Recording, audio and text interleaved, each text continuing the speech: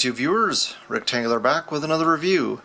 This time we have the Red Skull from the Captain America Infinite Series Marvel Legends, and on the package it just lists the box as Agents of Hydra. It does not say Red Skull anywhere. My guess is that they were just trying to save on packaging. He is in the same box that the Hydra Soldier comes in. And flip that around. As you can see, you got Cap on the side, Hydra Soldier there, and let's see. Again, lists all the figures in the wave. Does not list the next wave of figures, which we know three of the figures are going to be the Winter Soldier, the Black Widow, and the movie Captain America. Very similar packaging as the Boba Fett here from the Star Wars Black series, also 6-inch.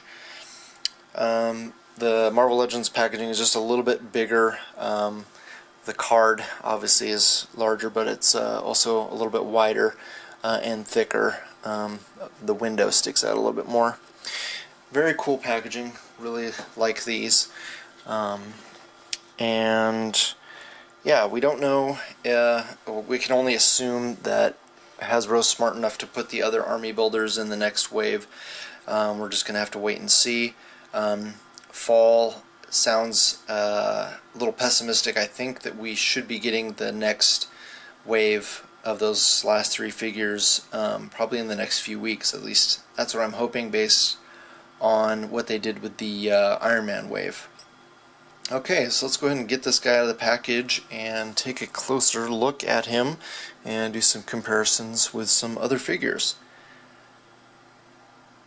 So both Agents of Hydra that are in this wave come with the left arm of the Build-A-Figure, which would be the shield.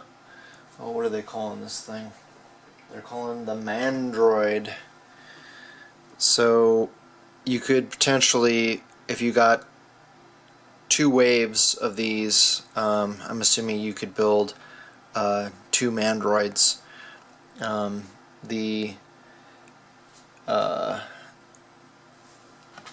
Let's see, that's what it looks like. Comparison to the other one. One of them looks pretty good as far as the paint goes. The silver is a little bit chipped on this one, but otherwise, I don't know, the yellow is a little bit light there on the back. Actually, on both of them on the front, it's a little bit lacking on extra coat of paint there. Silver, not too bad. It's a little rough on this one. This one here is missing a bit of the silver.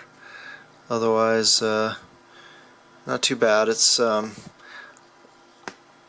to be based on the same sculpt for the most part as the Ironmonger. So, yeah, not too shabby. I don't know. It is what it is. Let's go move on. So here we have the Red Skull figure out of the package, and overall he's decent. He's a pretty decent figure. I'm actually not a fan of this body mold. The lack of ankle pivot and the way that the boot is molded, it's very hard to get his feet in any kind of decent position. Also, I always seem to have issues with the well, I guess just the way that it is sculpted, that you can't really get the upper thighs to either rotate in the correct position, and the knees always seem to fight with me as well.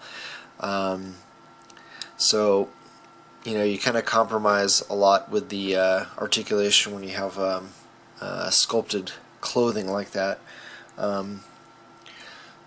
Obviously this is a huge improvement over the old Toy Biz figure as far as articulation goes. That was, I think, from Wave 1. So it was very early days in Marvel Legends, and pretty much all of them sucked. I like the head sculpt on that old Toy Biz, and I do like the costume, but the articulation is terrible. So anyway, he does come with this nice little cosmic cube, as they refer to it in the movies as the Tesseract. So, and I saw somebody on the ACBA page do a great shot with this thing illuminated. So I'm assuming this is the one that they used for their picture, and I don't know exactly how they lit it up, but it looked really cool. So I'll just put that there for a minute. And he does come with a nice little pistol, which is kind of weird, sci-fi looking. Don't know what they're going for with that. It's very odd. I've never seen it before. I don't know if Hasbro reused it from another figure, like a Star Wars figure or a Marvel Universe or G.I. Joe or something. If you guys know, let me know. I don't know if this is a brand new sculpt of theirs. It's really funky looking. And then he comes with this red pistol. It's basically the same Glock that I think Deadpool and a couple other figures come with. And why they went with red, I don't know. It's pretty odd. Don't know why anybody would have a red pistol. And I guess it's supposed to be a Hydra symbol, but it doesn't look like much of anything. It looks kind of like a cross on that side, so yeah, not too thrilled with that. Good thing I have plenty of guns. And yeah, so as far as the paint applications go, you know, there's nothing real special. He's, you know, black sweater, black boots, no paint shading on the pants. I'm sure this pistol fits in this hip holster, leg holster, yes. So you can put it in either the holster on his leg or the one on his harness on his chest. So I do like that this, you could remove the coat. The harness looks like it is removable as well.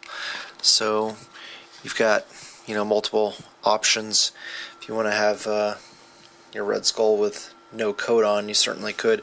Now, a friend of mine claimed that you could, on the I guess the movie Samuel L. Jackson, Nick Fury, that you could pop this collar piece off. Mine looks glued on. I got rid of the figures that I had, the Sam Jackson, Nick Fury. So I was hoping that he was right about this, but mine looks glued on. Doesn't look like you can take that collar off on the turtleneck. It's the only thing that, when I saw that they were going to reuse this body mold for Red Skull, so one thing that annoyed me was the fact that he's got a turtleneck on. I would prefer if they'd use the ultimate Nick Fury body that he just has a crew neck there. So I'm sure if you really wanted to, you could probably modify it.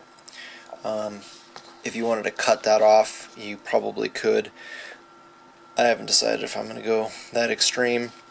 The head is on a ball peg, so it pops off pretty easily. It's a pretty nice head sculpt. A lot of people complaining about the frog face that he has. But that's pretty much how Red Skull looks in the comics. So yeah, not too shabby. Don't know how easily the head on the Toy Biz Red Skull doesn't really have a neck. It doesn't have much in the way of a neck peg. so I don't think you could really put that on this figure. And I don't have the 2-pack Red Skull to compare him with. I do have the head sculpt for the 2-pack Red Skull, so I'm gonna probably paint that up, and then I'll have both versions, open mouth and closed mouth version. So anyway, as far as the Hydra symbol on his arm, it's not going to show up on camera all that well, but it is pretty well detailed. It does look really nice in person.